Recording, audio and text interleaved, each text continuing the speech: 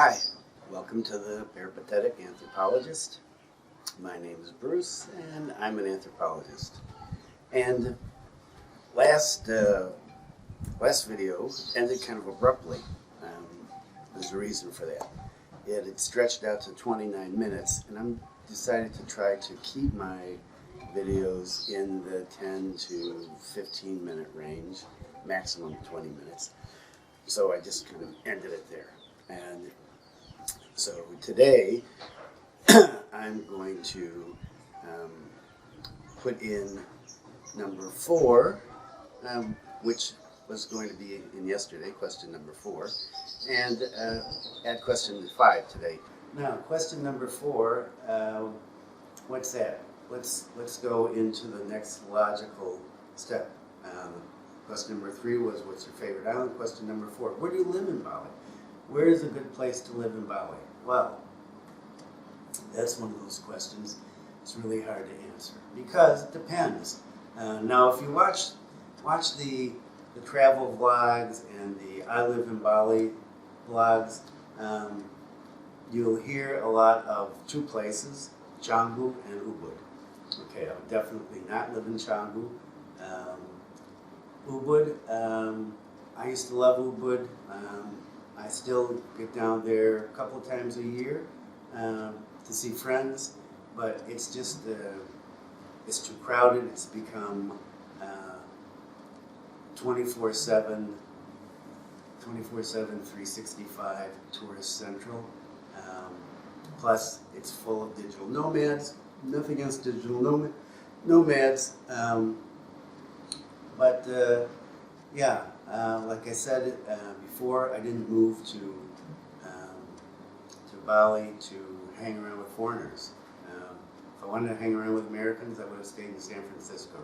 There's a lot of stuff I miss about San Francisco. Baseball and music, baseball and milk being 2 major ones.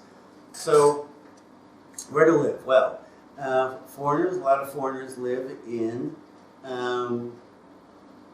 Legian, Kuta, Seminyak, that area was the first place that a lot of the young foreigners moved to. Ubud, of course, has been a center for expats going back to the 30s with Margaret Mead, Charlie Chaplin, Walter Spies. You know, there's a long list. So Ubud is used to having foreigners. Ubud was at one point known as the cultural center of Bali. It's now known as the yoga center of Bali and the digital nomad center. Would I live in Ubud? No, but you know, I have friends that love it, that have lived there for decades. And I have friends that lived there for decades and have moved just because it's gotten so crowded and it's gotten touristy and a lot of reasons. So, depends on what you want and what you need. Let's say, for example, that you have medical issues. You want to live in the south where there are better medical facilities. If you're in a business, you want to live in, especially if it's a business related to tourism, you want to live in a tourist area. So, Canggu, Ubud, Seminyak, Legian. What am I leaving out? Some people live in the mountains, up in the mountain area, up in Badoogle. There's some expats up there. Now, the thing is, I've been asked, you know, so I'm American. I want to live in a community where there are other Americans for me to relate to. Where should I live? My answer is San Francisco. You want to relate to other Americans? Live in San Francisco. What a great place. I love it. Why would you want to move to Bali and hang out with other foreigners? I don't know. It amazes me. If you watch, and it's my little knock on a lot of the travel and I Live in Bali vlogs, is when you watch them, where are Indonesians? Where are the Balinese? They're a backdrop. What you see is a lot of foreigners hanging out with a lot of other foreigners, talking about their villas and how cheap life is and where they can get vegetables. Okay, um, that's definitely not for me. I live up north. There is a foreigner community, an expat community, if you want to call it, and I'll talk about that. The definition of expat and immigrant. I call myself an immigrant, not an expat anymore. There's a community up in the north, in the Lavina area. There's some in the Pamutran, way down the coast, close to Pulamanjangan, the famous dive spot, and close to Gili Manuk, where you can catch a ferry to go to Java. So there's some foreigners to the east of us, over in the kind of Arsani area. There's a bunch of villas along the coast there. I see a lot of for sale signs there, so I don't know what's going on. I have to stop by and see my old friend Simon and see what all the for sale signs are. Okay, so if you want to be in a place with a lot of restaurants, a lot of nightlife, a lot of clubs, the South, Canggu, is famous for its nightlife and its action. That's where the young digital nomads are. So if that's your scene, that's where you're going to want to be. If you want to get away from the expat crowd or the tourist crowd, East Coast, West Coast. There's some really cool places to live there. Just these amazing villages, like I've said, all over the island. But when you find a place to live, if there's one where there aren't a lot of foreigners, you want to check it out before you move there, because there are some places where villages, they just don't want any foreigners living there.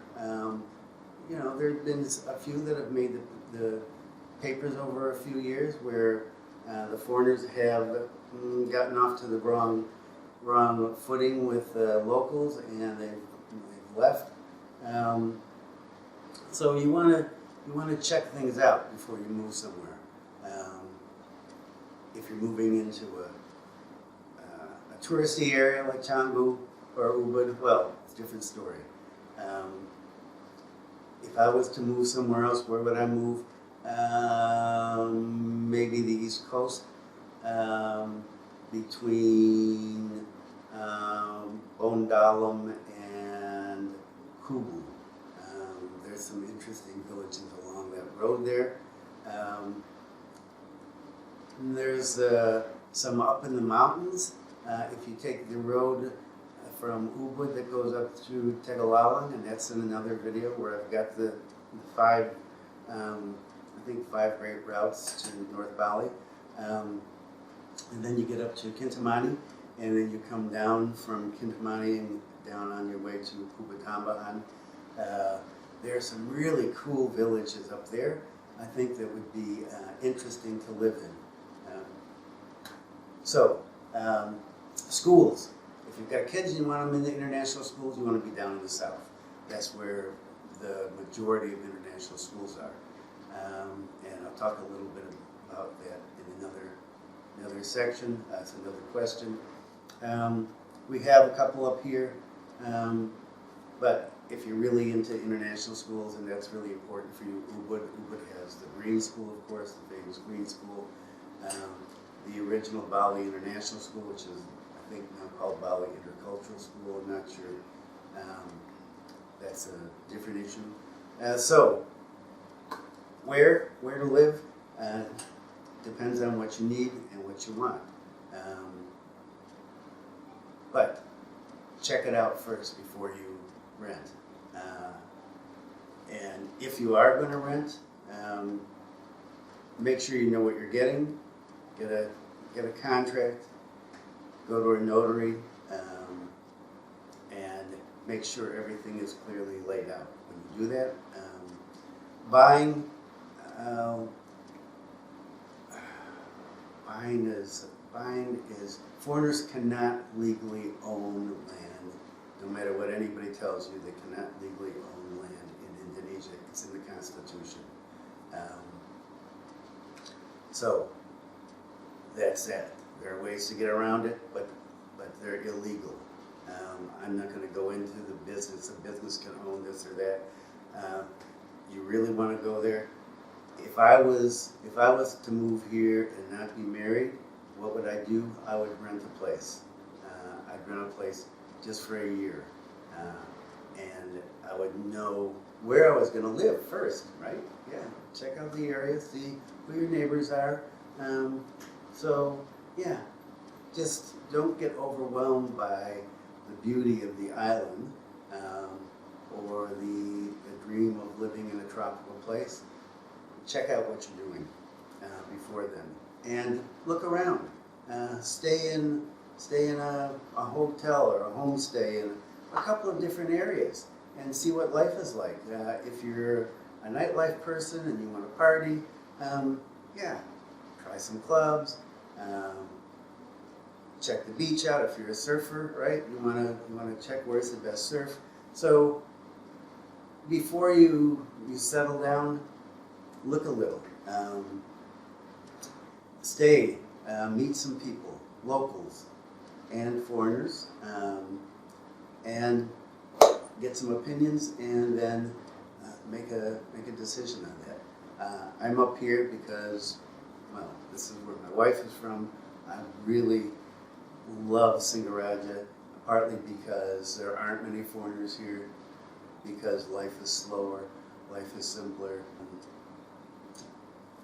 and the climate's great. It's not as damp as Ubud. We're on the coast, we've got the mountains, so we get a lot of dry air. I like that. It's good for me. I'm an old guy. So, yeah, that's the end of question 4. Question 5. What's the weather like in Bali? Amazing. People ask that question. Well, I assume most people know that it's hot. And it is hot. It ranges from hot to very, very hot right now. We've been having a drought in Bali. The rainy season is a little late. We've had a couple of days of rain up here in the north, but really short, like 2 minutes, 10 minutes. Gets really incredibly stormy. Wind starts blowing, thunder, lightning, rains like mad, and 10 minutes later, it's all over. And so that's led to some really hot, very uncomfortable temperatures, like 34 degrees. And hot is relative. When I lived in Pakistan, 34 degrees would be nothing. I remember days when it was over 40. So hot I couldn't get in my car. So it's hot. But things aren't that simple in Bali. Bali has maybe, well, I read an article one time, not too long ago, about the number of microclimates in Bali, and I think it said there were 9, I don't know if they were microclimates or micro ecosystems, whatever they were. There were a lot. And so the climate varies from place to place on the island because we have different conditions. So up here, we're along the coast. We have this the mountains right over there in front of me now, and so we have this little area of kind of semi-flat land. The hills. Mountains come down into the hills, and then some flat land and really short plain along the coast. And so generally it's dry here. People grow grapes up here. I used to grow grapes. We used to have a little tiny vineyard, which we sold, unfortunately, years ago. And so it's generally hot and dry up in the area that I am.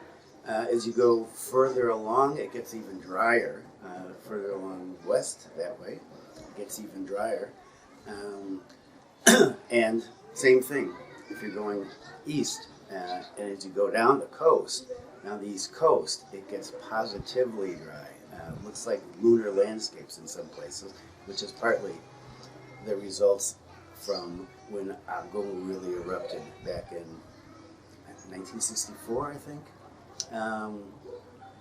And Ubud, for example. When I go to Ubud, very humid, very hot for me. The weather is not as comfortable as it is up here, but I'm used to the weather here. And so, like I said, weather's relative. It's what we get used to.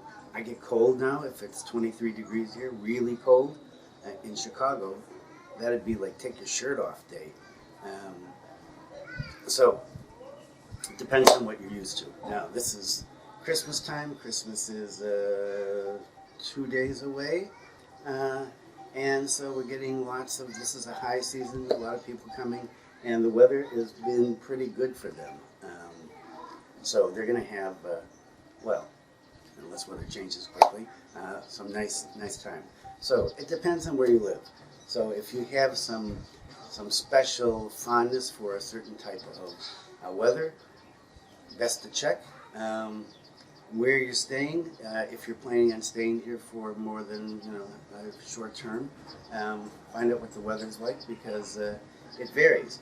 Now, during the rainy season, this is supposed to be the rainy season. Rainy season is generally from December to April, May, sometimes November.